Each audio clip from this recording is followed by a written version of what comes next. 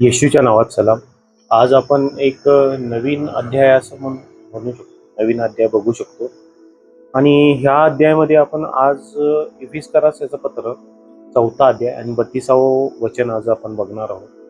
त्या वचनामध्ये असं लिहिलेलं आहे, पाऊल असं म्हणतो आपल्याला, आणि तुम्ही एकमेकांबरोबर उपकार व कनवाळू व्हा, जशी देवाने ख्रिस्ताच्या ठायी तुम्हाला क्षमा केली आहे, तशी तुम्ही एकमेकांना क्षमा करा. आता ह्या वचनामध्ये आपण असं बघितलं की एकमेकांना क्षमा करा.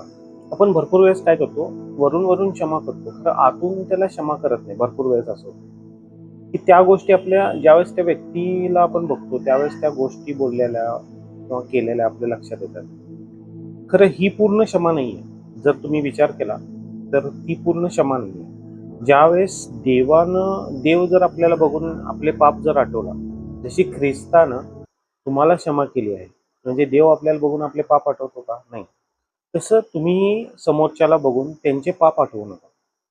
त्यांनी तुमच्यावर काय वागले आहेत, काय बोलले आहेत, कसं तुमच्याबरोबर त्यांनी व्यवहार केला आहे, हे जर तुम्ही आठवायला लागला तर ती पूर्ण क्षमा नाही.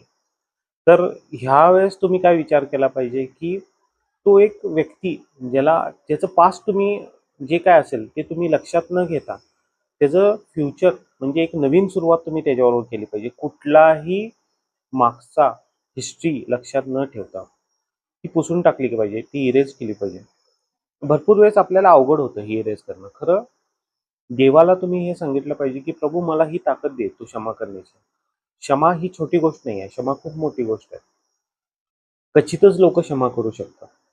ज्यांच्याकडं त्यांना शिक्षा देण्याची ताकद असते, खरं ती तुम्हाला क्षमा करू शकतात, म्हणजे ती खूप मोठी गोष्ट आहे. तसं तुम्ही एकमेकांना क्षमा करा. त्यांचे जे मागचे तुमच्याबरोबर व्यवहार केले आहेत, मागं तुमच्याबरोबर वागले आहेत, ते न लक्षात घेता तुम्ही त्यांच्याबरोबर व्यवस्थित वागा. ही माझी इच्छा आहे.